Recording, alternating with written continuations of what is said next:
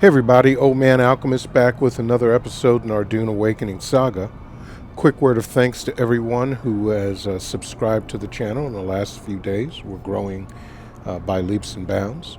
Thank you to everyone who has subscribed. If you're new to the channel or you've been here before and have not, please go ahead and subscribe, as well as like the videos of the other content providers whose videos you consume. It helps everyone out with the algorithm. All right, so we're here for the Janusian faithful.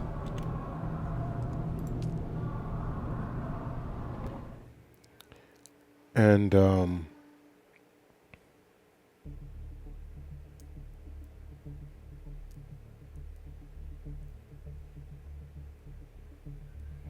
we're going to see what happens at this banquet, I guess.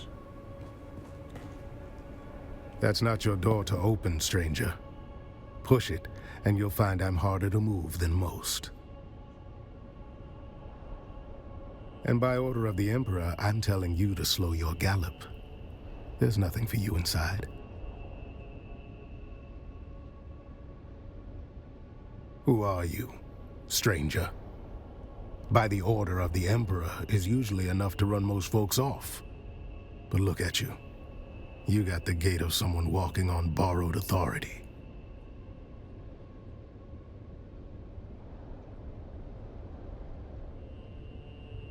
All due respect, but unless you can raise the dead, your timeline has just become flexible. We've got one survivor, technically. Old bird's flapping her wings on the way down. But she'll land soon enough.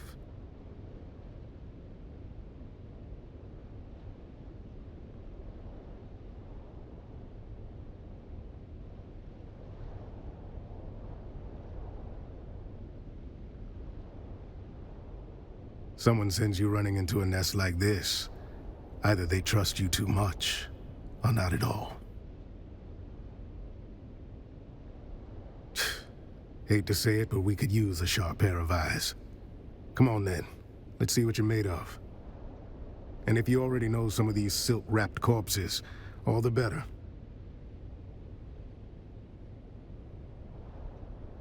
Good. That saves us a few hours of corpse roulette. A few of these poor fools I already recognize by build or reputation. The rest you and your list can help with.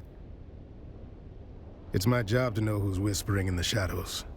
This crew kept to themselves.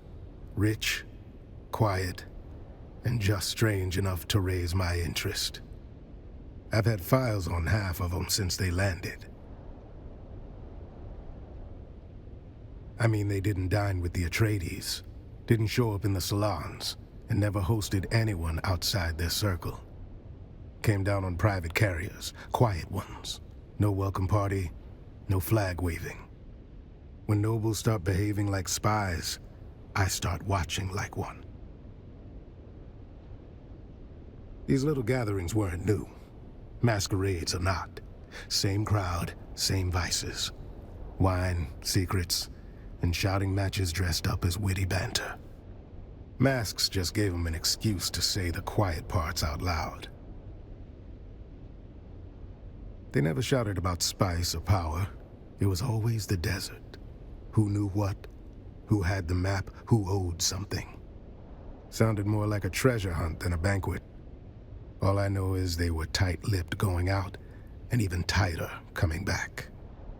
Anyhow, enough jawing. Let me get a look at that guest list. I'll match it with my data and cut through some guesswork. Appreciate it. Now I'll play scribe. You go play confessor. The old bird is waiting. Call her countess if you like. I call her the last shriveled thorn on a dead branch. Sharp tongue, sharper memory. Don't be fooled by the frailty. She can still draw blood with a whisper.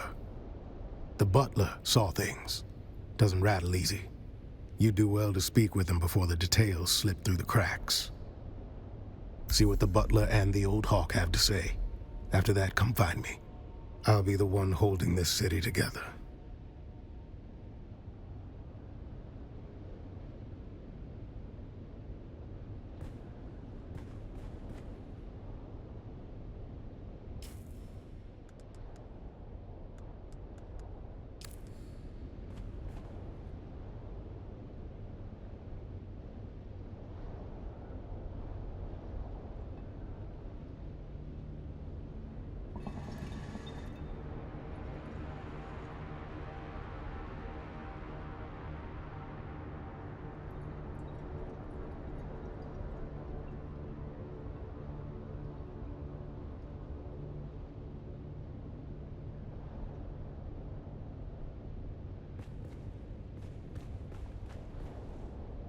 Do forgive the mess.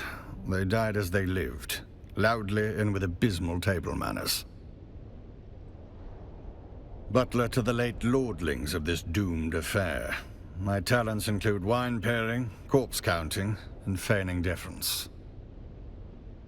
It began as a toast, ended as a cautionary tale. You may pick whichever part offends you the least. It's simple. Wine was poured, conversation flowed. Then, so did the convulsions.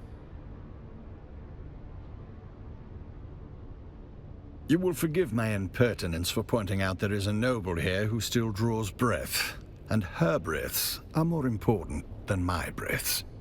It would behoove you to speak with her while you can. I shall remain here, utterly loyal and inconsequential.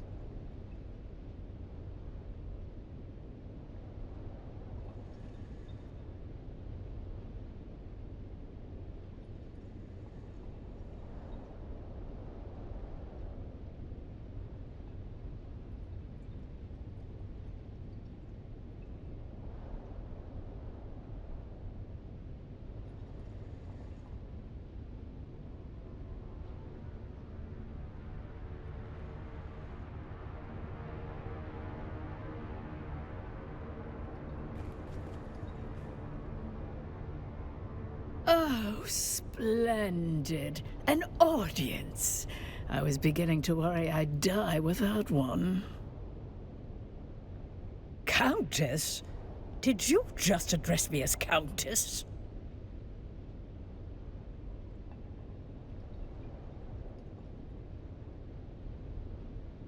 Did he now? How sweet. That sun-scalded half-breed always did mean well, even if he has the conversational grace of a bricked-up cellar. Do I look like some lace-draped provincial with a grain tithe and a hobby kennel? I'm a marchioness, you ignorant little envelope. Alert the criers. We have discovered a pleb who can take instruction. I was Eulalia Hawthorne, Marchioness, Patroness. And now I'm just the ghost of better parties and worse decisions. No, but whoever it was deserves a medal for culling the herd of those pretentious fools. Tours? No, thank the stars. Another bureaucrat sniffing around. Precisely the kind of dull company I avoid. Hands off, you clod! You'll tear my face away. No. I'm still wearing it because it goes with my dress. Of course it's stuck. There are tiny barbed claws secreted within the mask. I saw Una Byrne try to remove it, and half her face came away before she fainted. Idiot. The wine merely opened the door, but it was the masks that let death inside. Poison in the wine, poison in the mask. One to loosen the soul, one to pierce it. A double dose for double crossers. Leave the mask alone. Because betrayal is their native tongue, dear. I watched them turn coats faster than courtiers shed morals. First for survival, then for sport. Let's just say, when money and memory are tied to the same grave, the living tend to grow fangs. By all means, Prolong my suffering with your endless prattle. No one worth the effort. Just a pack of maulers fighting over my ruin. They'll whisper sweet poison behind my back, like always. At least death saves me from their petty scheming. What happened? Fashion suicide, mainly. Graf Vero died smiling, the fool. Spilled his wine and his wit in equal measure. I do admire a man who keeps his mask on while choking. With one of those ghastly little speeches nobles make when they think they're clever. Then came the toast. Then came the horror. This I remember with perfect clarity. She said it with that awful snark of hers, like she's been waiting years to raise the glass. She said, "To ghosts and ash, to the flames we escaped when we should have burned. Every breath since has been stolen, and tonight the debt is due."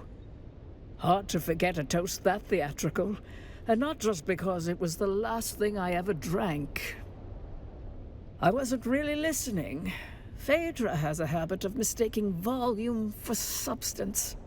And I've spent decades letting that woman drone on about guilt and ghosts.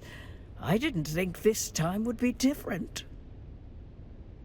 Our dear hostess Phaedra, and I do mean dear, given what it cost her. Dead, did you say? But the Toastmaster strutted around with her voice and mask like she owned the place. Typical Phaedra. Can't even die without making herself the center of attention. Bitch. Graf Ansel V. Okay, so that little pop-up that you just saw in the lower right-hand corner about further setting up the device actually somehow or another turned off the recording. And the subsequent hour and a half of footage is lost. So I'm left to try and piece together. I can't rerun it because it's a live service game. The Janusian faithful. So we had to enter the banquet, and we did. And when we went into the banquet, there's a sheriff and a waiter, and there's a dying noble. And I have to talk to, first I'm talking to the sheriff. He says, "Hey, there's a waiter in there or a butler in there," and the noble lady, "Go talk to the noble lady." First I went and talked to the butler, then I went and talked to the noblewoman. And then I went and reported back to the sheriff. And after reporting to the sheriff, I had to go and identify one of the dinner guests that you saw that when I first entered the room, there's a panorama of all the different guests that are dead at the table. So I figure out who that person is, and then I further investigate the banquet by talking to the butler, and then I identify another person and report back to the sheriff. Ambrose Luciferia is there. He's the one who actually ordered the wine. The wine is poisoned, but it wasn't inside the cask. It was in the glass, so he's kind of cleared. And then we have to figure out who the last three remaining victims are, and we do. Ambrose had slipped a note to someone. We identify the person that Ambrose slipped the note to and the remaining victims. And all this time we were thinking possibly Torres was going to be among the dead, but he's not. Or is he? We talked to a person that looks like Torres right next to the sheriff, and Torres says, "Okay, I'm going back to my office." I decide to follow him because I'm supposed to catch the assassin.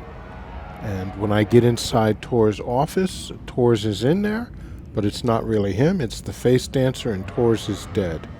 I have to then go back to Alara Tuick, and she's not happy because Fenring's number 2 man is dead, or number 1 man is dead. And this is a big failure. And that's where that ended. And sorry about that, guys. That notification is turned off, so I don't have to worry about it again. But it just should not have arbitrarily said, hey, do you want to set this up? And by the way, I'm going to just turn off everything that you might be doing. Even though I did have in the notifications, it's set not to bother me, do not disturb when playing a game.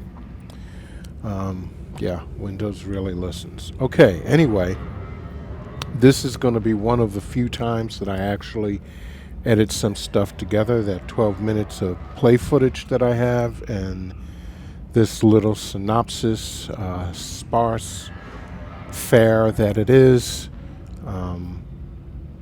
We're about to go to Arakeen and do the Bloodline.